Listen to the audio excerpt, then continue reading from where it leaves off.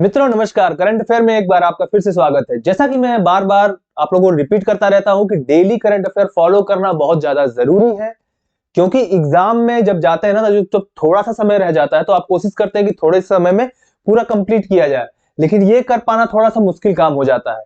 अगर पहले से डेली 10-15 मिनट 20 मिनट अगर आप देते चले जा रहे हैं तो रोज का रोज याद होता चला जाएगा, और लास्ट में जब आपके पास पढ़ाई करनी होगी, पूरा तैयार करना होगा, तो सारे क्वेश्चन वो होंगे जो आपके लिए पहले से नॉलेज में होंगे। तो इस प्रकार से क्या कर सकते हैं, आप बड़े इजीली करंट अफेयर तैयार कर सकते हैं। तो चलिए ठीक है, स्टार्ट कर देते हैं। पहला क्वेश्चन है इसमें, Saarang 2023 India's largest student run festival has been organised at. Saarang 2023 Bharat का सबसे बड़ा छात्र संचालित महोत्सव का आयोजन किया गया है। तो अब पहला ऑप्शन है IIT Bombay, IIT Madras, IIT Kharagpur, IIT Kanpur. क्या सही होगा इसमें? तो इसमें ऑप्शन सही हो जाएगा आईआईटी मद्रास। तो आईआईटी मद्रास जो है काफी बढ़िया इंस्टीट्यूट है, आप लोग जानते हैं, और हमारे यहाँ आईआईटी तो काफी फेमस है सब। ठीक, नेक्स्ट क्वेश्चन की तरफ बढ़ते हैं। Who has become the first national sport federation to enter metaverse? प्रथम राष्ट्रीय स्पोर्ट्स कौन बन गया जो फेडरेशन मेटावर्स में प्रवेश करेगा? ये क्वेश्चन है, देखिए काफी अच्छा क्वेश्चन है, इंपॉर्टेंट है, याद रखने लायक है। तो कौन सा बन गया? Hockey India. ऑप्शन सी इसका करेक्ट ऑप्शन हो जाएगा। ठीक है मित्रों, देखिए आपको सारे के सारे क्वेश्चन कैसे तैयार करने हैं, इसी प्रकार से सीधे सीधे एक एक लाइन के क्वेश्चन पूछे जाते हैं, वो क्वेश्चन आपको याद होने चाहिए। नेक्स्ट क्वेश्चन है, Veer guardian 2023 is the first bilateral air exercise between India and. इसके बाद क्या है? क्वेश्चन मार्क है कि किसके बीच भैया, यानी कि वीर गार्डियन जो 2023 है, पहली द्विपक्षीय हवाई एक्सरसाइज है, युद्धाभ्यास है, किसके किसके बीच में है? भारत और दूसरा देश कौन सा है? तो याद रखिए जहां पर भी ये गार्डियन आ जाए शब्द, ये जो गार्डियन शब्द आ जाएगा तो इसका मतलब हो जाता है जापान, यानी कौन सा देश हो जाएगा? जापान। और जापान जानते ही हैं आप, ठीक है ना। जापान किस कॉन्टिनेंट में आता है, यानी किस महाद्वीप में आता है? एशिया महाद्वीप में आता है। इसको उगते सूरज का देश कहा जाता है ना। उगते सूरज का देश क्यों कहा जाता है इसको? क्योंकि अगर आप देखेंगे तो इधर ऐसे करके चाइना बना हुआ है, चाइना, और यहां पे आपको जापान दिखाई पड़ेगा, इधर रशिया ऊपर, इधर इस साइड में रशिया है, इस तरीके से मैप दिखाई पड़ेगा। और यहां पर पैसिफिक ओशियन है, पैसिफिक ओशियन। पैसिफिक ओशियन का मतलब क्या हुआ? प्रशांत महासागर। तो यहां पे जापान के कई सारे आइलैंड उपस्थित है, और यहां पर एक जगह है जहां पे हिरोशिमा और नागासाकी आइलैंड्स भी उपस्थित है। इस तरीके से आप देखें तो जापान ऐसे पूरा दिखाई पड़ता है, और जापान के किनारे गर्म धाराएं और ठंडी धाराएं दोनों बहती है ना। तो ऊपर से एक ठंडी धारा आती है इस प्रकार से, और नीचे से गर्म धारा जाती है जो यहाँ पे मिलती है। ऊपर से आने वाली जो ठंडी धारा है उसको ओयोशियो कहा जाता है, और जो नीचे से गर्म धारा जाती है उसको कुरोशियो कहा जाता है। ये मैंने आपको जापान के बारे में कुछ बताया। तो याद रखिए वीर गार्डियन 2023 किससे संबंधित है? भारत और जापान के द्विपक्षीय युद्धाभ्यास से। और अभी हवाई जो जहाज है, मतलब आपका द्विपक्षीय हवाई अभ्यास जो होता है वो दोनों के बीच में किया गया है। नेक्स्ट क्वेश्चन है, what's longest river cruise Ganga Vilas has been flagged off in. यानी दुनिया का सबसे लंबी नदी क्रूज गंगा विलास है जो जिसको रवाना किया गया है, कहां से रवाना किया गया है? ये क्वेश्चन बनता है। पहला ऑप्शन वाराणसी, दूसरा लखनऊ, प्रयागराज, और चौथा है ढाका। तो कहां से किया गया है? ये किया गया है वाराणसी से। देखिए वाराणसी काफी न्यूज में रहता है हर बार, क्योंकि देखिए वाराणसी के न्यूज में रहने का विशेष कारण है।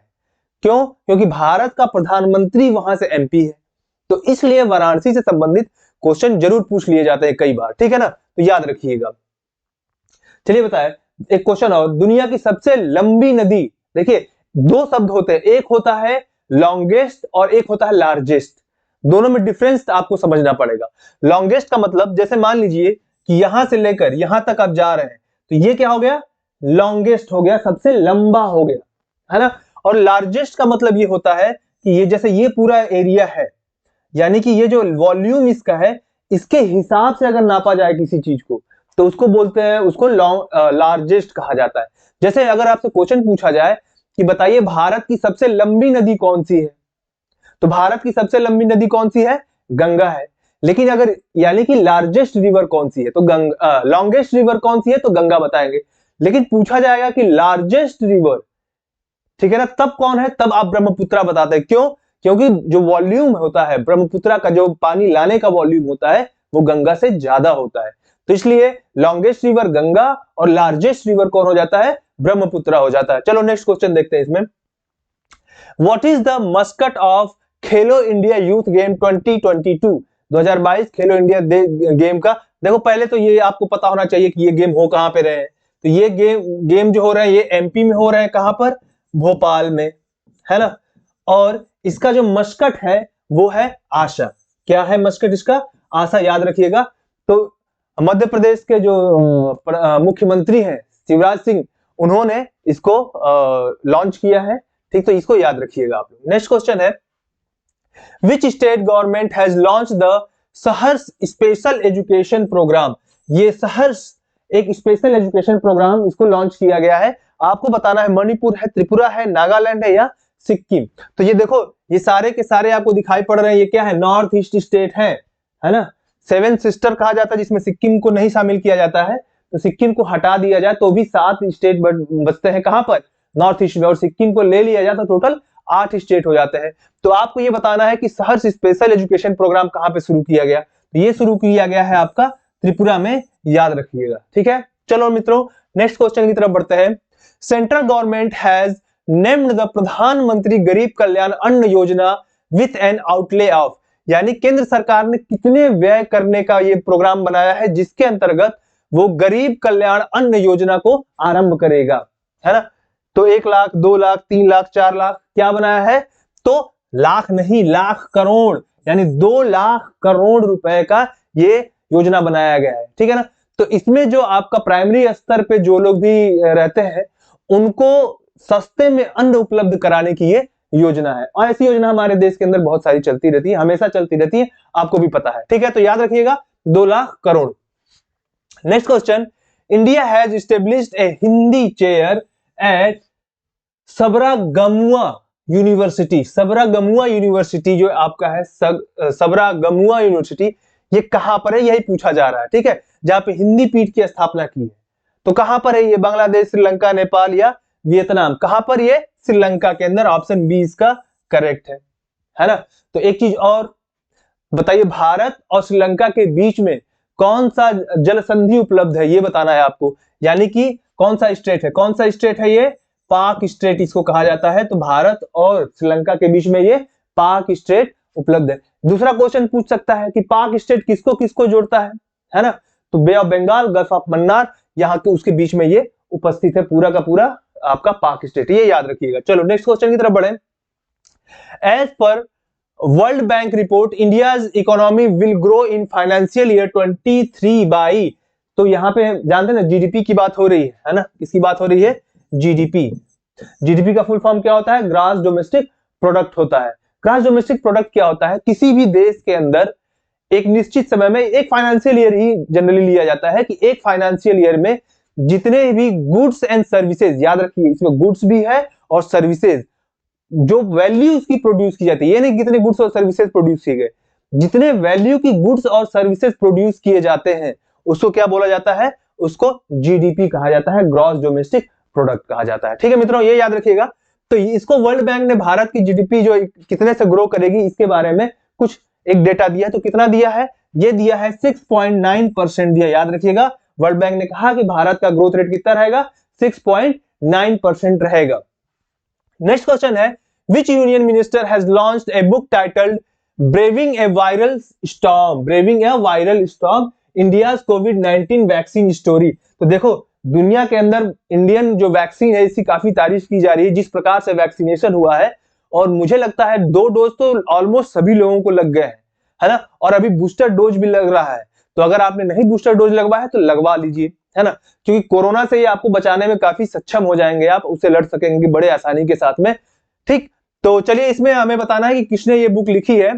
तो जी कृष्ण रेड्डी, पीयूष गोयल, मनसुख मंडाविया या भूपेंद्र यादव, किसने किया है ये, मनसुख मंडाविया, ये याद रखिएगा, ये हमारे केंद्रीय मंत्री हैं।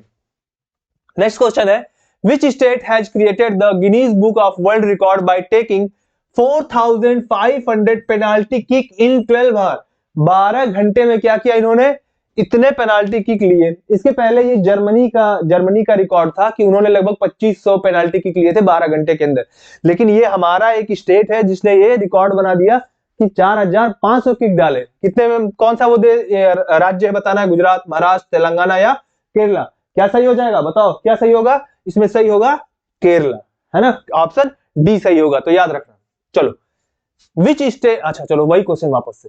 नेक्स्ट क्वेश्चन है which state's year of enterprises project gets recognition for best practice model, है ना।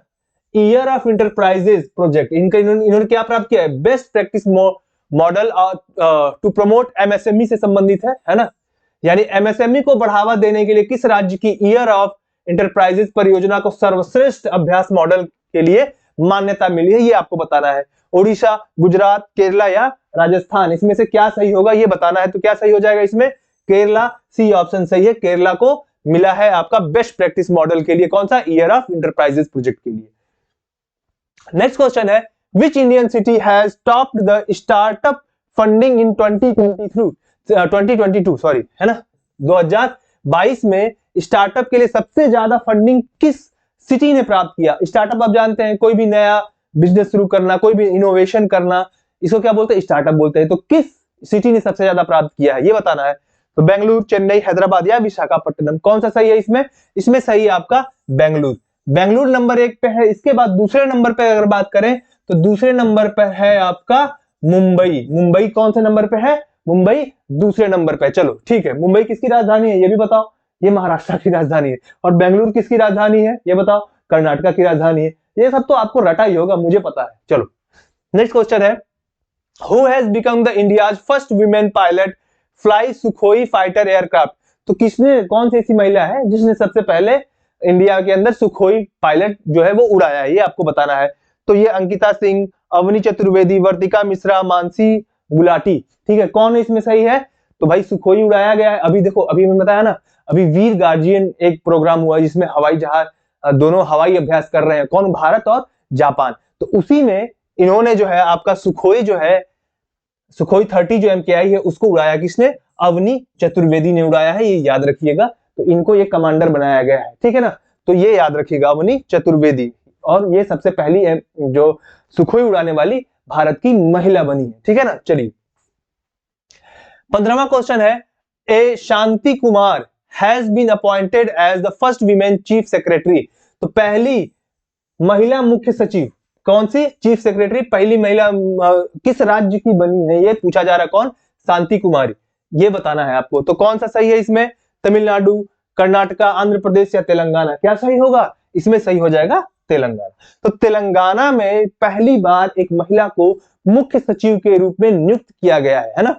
और उस महिला का नाम क्या है? उस महिला का नाम है शांति कुमारी। ये याद रख लेना, बहुत सिंपल सा है, कोई बहुत कठिन काम नहीं। नेक्स्ट क्वेश्चन है a new book title Jadunama, Jadunama written on about the life of, किसके जीवन के ऊपर ये जादूनामा पुस्तक लिखी गई है? तो ये लिखी गई है जावेद अख्तर के नाम पे, ठीक है ना, याद रखिए जावेद अख्तर। अब इसके बारे में एक बात और बता दें, तो इसको किसने लिखा है? इस बुक को लिखा है अरविंद मंडलोई ने। किसने लिखा है? अरविंद मंडलोई ने लिखा है, याद रखिएगा। चलिए नेक्स्ट क्वेश्चन है 3700 Indian dams will lose 26% storage capacity by which year? यानी लगभग 3700 भारतीय बांध है अपनी जो कैपेसिटी है उसका 26% लूज कर देंगे। किस वर्ष तक ये बताना है। तो ये 2040, 2050, 2060, 2070, क्या सही है? बी ऑप्शन 2050 इसका सही है। देखो होता क्या है, जो बांध बन जाती है उसके बाद नदियां आती हैं वहां तक और उनका पानी वहां पर इकट्ठा होता है, ठीक। और फिर अपनी मर्जी के हिसाब से हम लोग बांध से पानी छोड़ते हैं। तो नदियां आती हैं तो साथ में बहुत सारा मिट्टी भी यानी सिल्ट लेकर आती है और वो मिट्टी बांध के नीचे जमा होता चला जाता है। तो इस वजह से जो कैपेसिटी है, पानी पहले बहुत ज्यादा था, नीचे मिट्टी जमा होता चला जाएगा तो क्या हो जाएगा? धीरे धीरे धीरे ऊपर होता जाएगा, छिछला होता जाएगा। समझ में आया? तो कैपेसिटी इसी प्रकार से कम होती जाएगी। तो लगभग 26% कैपेसिटी ये लूज कर देंगे।